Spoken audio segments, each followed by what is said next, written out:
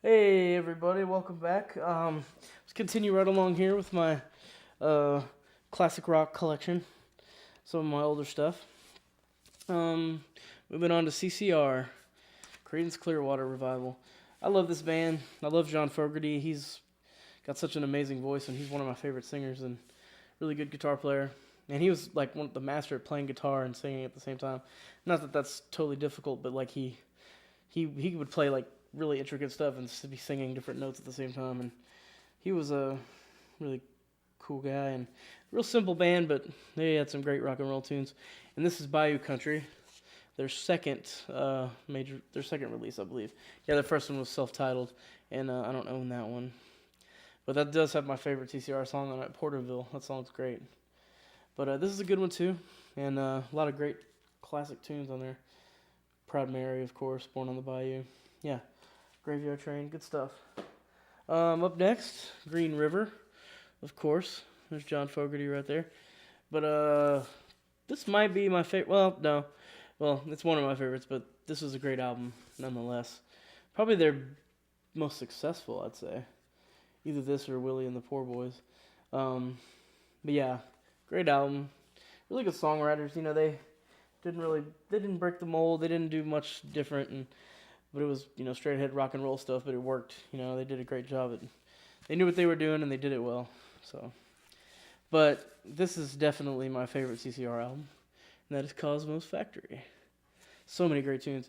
Ramble Tamble, the opener on this album, 7-minute song, and it's incredible. It's great all the way through. I have so much fun listening to that. Ooh, down the road I go. But yeah, cool pictures of them in the studio recording. Yeah, they're a cool band. They're a lot of fun to listen to. That's all the CCR I have. But all right, moving on to some Bob Dylan here. I only have 3 with me. I have about 6 more, but they're packed away. So these are the ones I just have with me. But anyway, I'll go ahead and show them to you.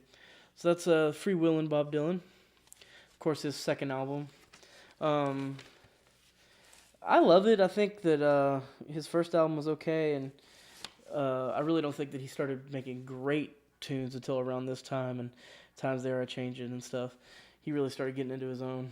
But yeah, great album here. The original version of Girl from the North Country. So many good tunes. It's too many to name. But pretty good shape here. And this is an original, but on CBS Records. Yeah, there's that. Alright, here's a good copy of Nashville Skyline that I have. And I love this album. It's more of his country stuff. And which I love. And his voice sounded completely different on this album, which I thought was great.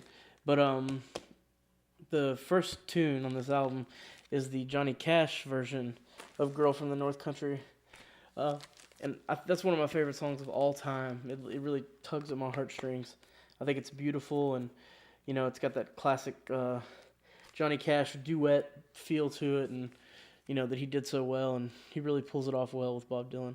And what a cool album cover too. I love that. Just looking up at the sky, tipping his hat with his his Gibson Jumbo. Fucking awesome. But yeah, really good album. Um, Moving on to my favorite Bob Dylan album, hands down, has got to be Desire. I love this album so much. It's a tie between this and Blonde on Blonde, I'd have to say. But this one I think takes the cake for me. It's so good all the way through. Of course, Hurricane, the Reuben Carter tribute song. But then Isis, one of the best rock and roll songs ever.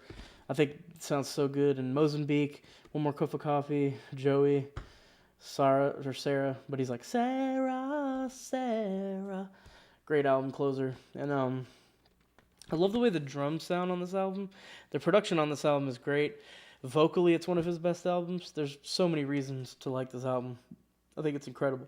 But yeah, definitely get that if you don't have it. All right, up next, couple Who albums. Excuse me. All right, couple Who albums here. This is Happy Jack. Originally, it said a quick one while he's away by the Who, but I think they had to change it because it had certain connotations, sexual and stuff like that, which the song is. But I love this album. It's really good all the way through. Boris Salt the Spider, of course, is another famous tune off of here. But yeah, it ends with Quick When Wally's Away, which is Pete Townshend's first experiment into, concept songwriting.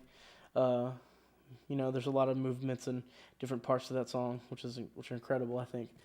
And he went on later to do that a ton and really released whole concept albums and stuff like that. So, but before this, he was writing straight ahead, rock and roll pop tunes like My Generation and things like that. And really, A Quick When While He's Away was his first kind of dive into that whole mentality of songwriting. And then, of course, The Who Sell Out, which came after this, was a great concept album. But yeah, really good shit. I love Pete Townsend and I love The Who. But yeah, Who's Next? Probably my favorite Who album. Tommy's really great too. It's hard to say, they've got a lot of good stuff too. But yeah, Bargain and Love Ain't For Keepin' are two of my favorite rock and roll tunes ever. Such great drumming by Keith Moon. Keith Moon, my third favorite drummer, I have to say. He's incredible. And then I'll go ahead and say John Bonham's probably my fourth favorite. Everyone likes John Bonham, but yeah, I think Keith Moon, just incredible drummer. He had brought so much to this band, and they would have not have been the same band at all without Keith on the drums. And then, of course, John Entwistle, great bass player. Roger Daltrey, great vocalist.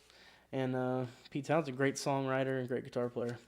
They were a fucking dynamic powerhouse.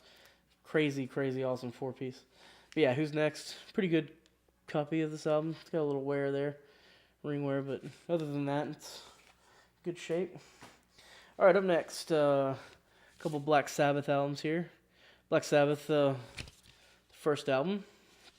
It's really good. I love the concept behind it. It's just, technically it's 6 songs, but 2 of the songs are 3-part and 4-part songs. But great shit. Black Sabbath, of course, being one of the eeriest and creepiest songs ever. And this is the album opener. But The Wizard, Bill Ward's best drumming performance by far, I think. It's so good. First time I heard that, actually, my friend had this album on vinyl. It's been a long time ago when I was a teenager, probably like 9th grade. And we got a little high and put this album on. And the first time I heard The Wizard, I was just like, whoa, I was hooked, and I became a fan of Black Sabbath ever since. So, yeah, and of course, Wicked World, NIB, Sleeping Village. There's a lot of good tunes on this, and great album. But my favorite Black Sabbath album is Master of Reality. Definitely their heaviest and muddiest and dirtiest sounding album. Paranoid's really good. It's their most overproduced album, but it's good too. But this one's just like, the production on here is great because it's so dirty and raw. Sweet Leaf, Into the Void. Lord of This World, song that's way ahead of its time. Completely inspired bands like Electric Wizard and so many other bands like that. Boris and those really heavy later bands. After Forever, another one of Bill Ward's best drumming performances. But yeah, this is a really good album. And actually, I don't know if this is a rare copy or not, but every version I've seen says Black Sabbath in purple and then Master of Reality in black. So this one's all purple. I don't know if that means it's more rare or not, but not in the best shape. The album itself plays great though, and like I said, that's what matters. All right, a couple more here. Crosby, Stills and Nash, first album, really good shit. Can't go wrong, It's sort of the first, well, not the first, but Cream was probably the first super group, but they were right after, and along some of the great songs. Yeah, David Crosby there, famous pothead. And then, of course, Deja Vu, Crosby, Stills, Nash, and Young. And anytime Neil Young's involved with anything, it makes it great. And this is a really good album. Jerry Garcia played guitar on here, and all of Neil Young's songs that he wrote for this album I think are incredible. This is actually a really good copy. It's in great shape, and I listened to it quite a bit because Neil Young, of course. All right, I'm going to go ahead and wrap this video up and continue on the next one. Thanks, guys.